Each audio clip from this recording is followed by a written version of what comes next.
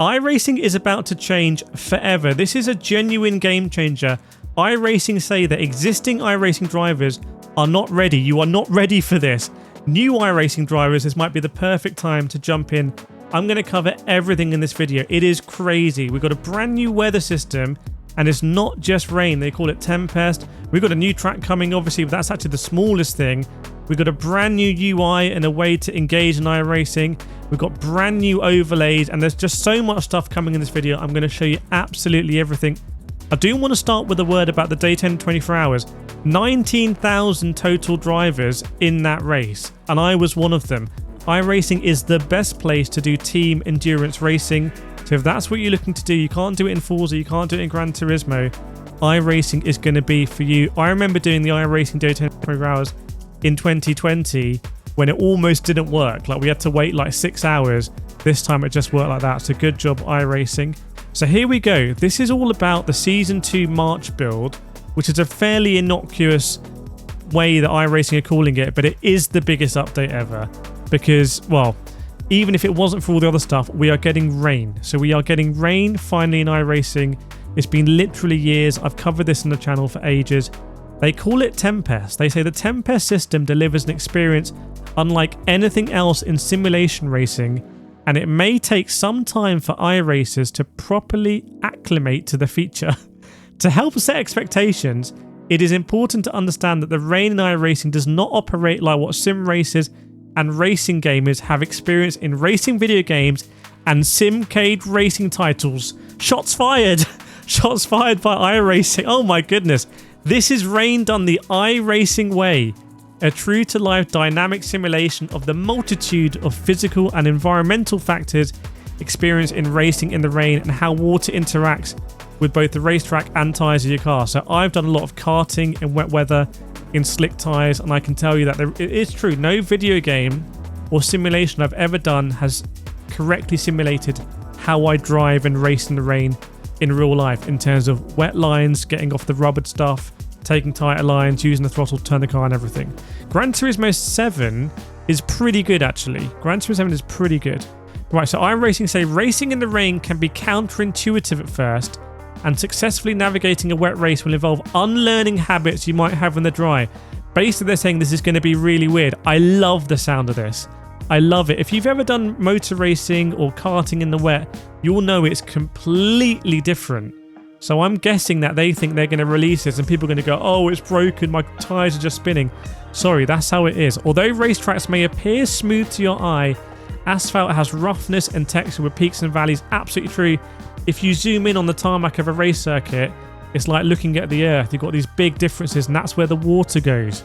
Over the time, the peaks can become worn down and polished through repeated traffic. In the dry, this isn't particularly consequential, and race cars are able to navigate both polished and unpolished areas effectively. That's true, allowing a racing line that suits their driving style. In fact, you actually get rubber over the top, so it becomes very smooth. But if it's a hot day, that rubber's just sticky and it's amazing. In the wet, however, the relationship between polished and unpolished areas of the track becomes highly consequential. Yes, indeed. As rain begins to cover a surface, the areas of the track that still have rough asperities, I don't know what that means, are able to better accommodate the water. So you want to be on the unrubbered. Exactly what I was talking about. This is going to be so good. The unrubbered part of the track is going to be faster. The slippery film on the surface, i.e. the rubbered line, is what can cause the tyre to lose purchase and hydroplane. It sounds like this is going. I'm not sponsored to say this, by the way. I do have a referral link for iRacing, so if you want to sign up, use that. I get, I think, a few dollars credit. They don't know I'm making this video. It's not sponsored.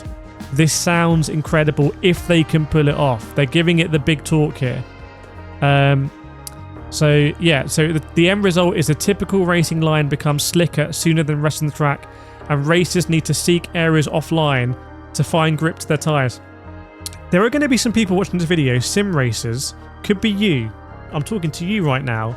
You could find out that when you do proper wet weather racing, you are seconds ahead of everyone else. I really mean it. I've karted now my life for many, many years, and in the wet, sometimes people come alive. Sometimes, rarely, I come alive. If you're looking at my karting series on YouTube, you'll see my races in the wet. With the release of Rain, we recommend iRacers first dip their toe with a test session or with our AI before diving into online race. So please Rain drive responsibly in iRacing. Don't just go straight into a VRS endurance and take everyone out of turn 1. Oh my goodness. Is your mouth watering? Think of somewhere like Interlagos, iRacing, VRS endurance, 50 cars, 3-hour race, it's raining, turn 1.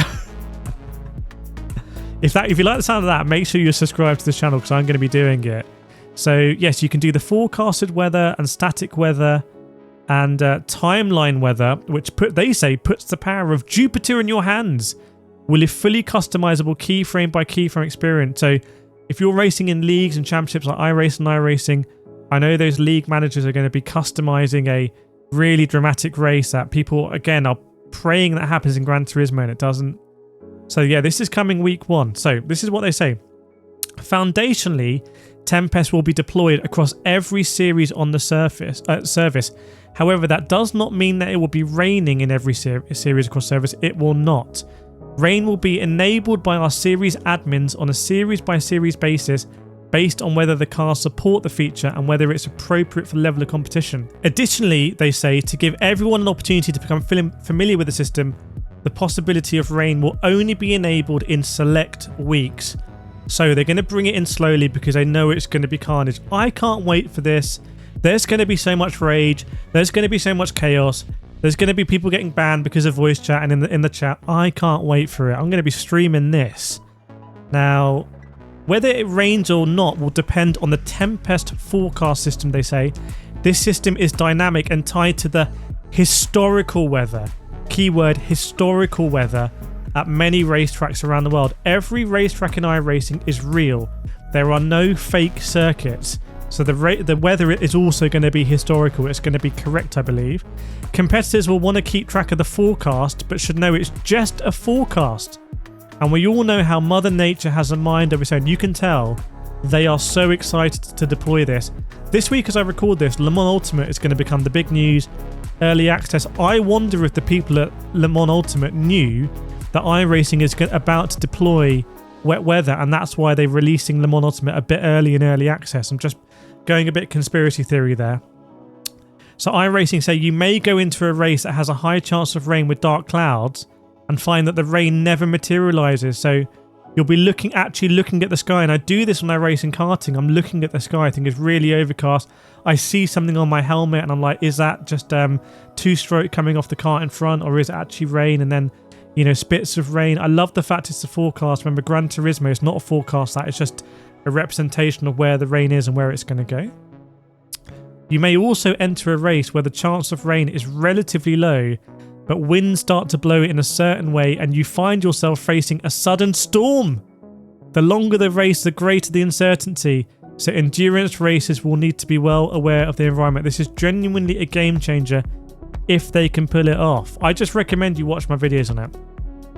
Fortunately, you won't be facing this adversity alone. You will be backed up by the built-in iRacing spotter and crew chief, who will keep you appraised of upcoming changes in the weather and make sure you don't choose the wrong tyre start a race. Okay, but there's still going to be a choice.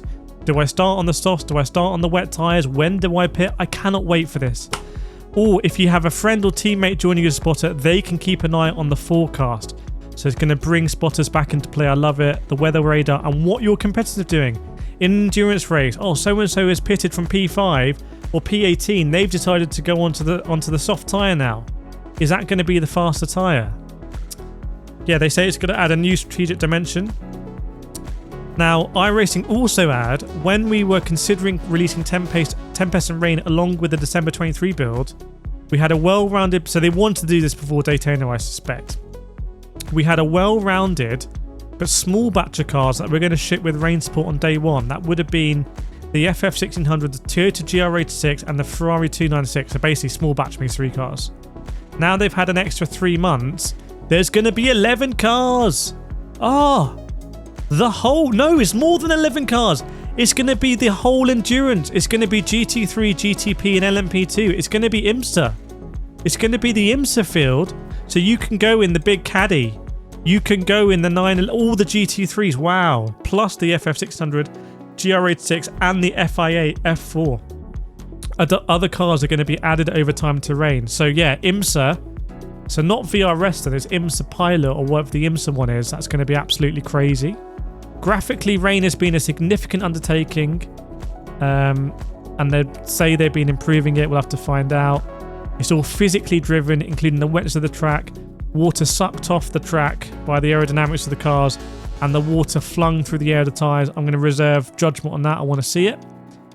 The wet track will look different from what we have seen in other racing titles that have canned puddles where the look is entirely shader driven. ACC and Gran Turismo there. Throwing shade. I like it. A little bit of spice. They've also got Misano coming.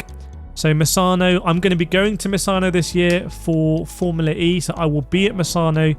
So hopefully we'll get to drive the track when we're out there. So keep an eye out for that. That's coming. What else do we have? Algarve is coming. So Portimao, basically, where the F1 was fairly recently. And there is a new dirt speedway in North Carolina. Dallara 324 car is being added. So much stuff is being added. What else have we got? A new dirt car, Dirt Micro Sprint, is being added for free. If you want that free iRacing content, if you're watching this, think about getting into iRacing, do click my affiliate link. Bear in mind that I do get a credit if you do decide to purchase it. Have a look at the options. It might be 40 or 50% off.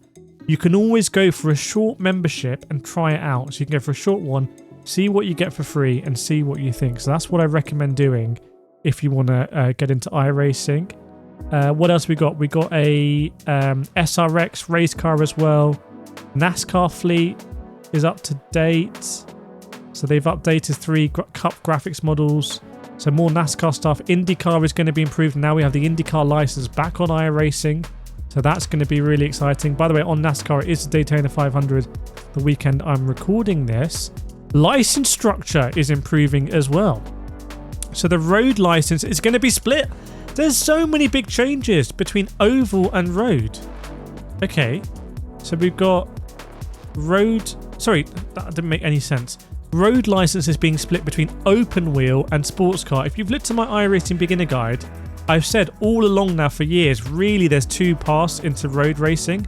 You've got the tin tops, which go all the way up to the prototypes, and then you've got the open wheels, which go all the way up to the Mercedes Formula 1 car. Now they're actually recognising that. Maybe they listened to my videos there. They expect this change will help address a long-standing issue in competition. Many racers have great competency in sports cars or open wheelers, but not an equal level of proficiency in both. I completely agree. Nice. Okay, I like that. Because if I was going to jump into a Formula 1 race with my mainly road license, I'd just destroy everyone. That's why I don't do it. New UI. Oh my goodness, it looks incredible. iRacing is a challenging product to get into. I've said it in all my videos. They're definitely watching these videos. Hello iRacing people, let me know in the comments. New user understanding what is expected of them. Oh, my beginner's guide videos aren't going to do as well. So they've got a new AI, a new race experience, and it's going to be a little bit more like a campaign where you choose your initial racing discipline, how to configure your controls, and then you're going to have AI-based introductions. I like it. I'm definitely going to be doing that, and we've got a sneak peek here of the map. It looks a bit like a Football Manager to me. I'm getting a Football Manager game, which is a game that I've lost literally years of my life to. Season 2 is the beginnings of what will be a full overhaul of the UI launcher. I remember when this was the new UI. If I remember when this was the new UI, now I'm getting the new UI. So I'm a really old iRacer. Old and salty iRacer, that's me. And they're moving away from the pop-up one to a layered one, which is great because I don't really like the pop-ups there. So cool to see this. You've got the forecast as well. Great to see these screenshots. Biggest update iRacing have ever had. I told you. They're reworking series as well. That's great. At iRacing, we always do our best to provide our customers with a product that is packed with a great deal of value. That's what they say. So 4 racetracks. Oh, more free tracks. Goodness me, it just keeps coming. Motorsport Arena Osleben, Snetterton, Circuit de Lebanon and Winton are going over to free, included in a subscription. That is insane. So Snetterton is going over for free. Well, it's not insane, is it? It's not insane. It's nice. While most subscription services out there have been seeing a price hike after price hike in the face of rising inflation, iRacing's prices have been stable and predictable. Shots fired at everyone. Shots fired at Amazon. Shots fired at Netflix. They're just shots fired at Microsoft, Sony. They don't give an absolute F here. They are just firing shots. I love it. The lads at iRacing. Then pictures of some curbs for the curbs fans. 3D curbs debuted last season. They've been really pleased with it. They're going to add it to Misano and Algarve when they come. They're going to add it to Sebring and Fuji as well. Which could... Yeah, Sebring in the 12 hour. If you haven't done the 12 hour Sebring, I've done it I think a few times. The curbs at Sebring and also just the bumpiness of Sebring like on the pit straight will be very interesting. The release notes are still to come, by the way. So make sure you got that notification bell on. Hit the like on this video as well if you like it. There's release notes still to come. What else is coming as well? Future content, even more future content. Sachsenring, Circuito de Navarra, Oswego, and they're going to scan 2 trips in England and the UK. iRacing team, I want to see you in the UK. I want to interview you. And they're going to update Spa as well. And they're beginning work on a project that is long overdue and will be of benefit to both iRacing and the future NASCAR 25. Get rid of the motorsport games. Motorsport games in the bin with NASCAR Heat. iRacing NASCAR on console. Goodness me. Goodness me, that could be great. It could be terrible, but it could also be great. They're calling it the NASCAR Remaster Project internally. Okay. GT3 going to see a boost. 11 car is going to be 15 and more cars. They're doing multi-threading because iRacing is a bit... That's why I've got the Alienware to do iRacing. UI as well. In-sim UI. They've got career mode. They are bursting at the seams. No mention of VR, by the way. No mention of VR, which I'm a bit disappointed about. But I'm going to cut them a break here. Oval refresh they're going to do as well. And Greg, he said I could go on for a great deal longer. Greg, I've been recording this for like 53 days already. He hasn't even touched on graphics and rendering, but there's going to be more. Let me know what you think in the comments. Let me know what you want me to explore day one, and I will record it for you. I hope this helps. iRacing, biggest update ever. More iRacing videos around here like my live streams, so go check them out, see what you think, and I will see you next time.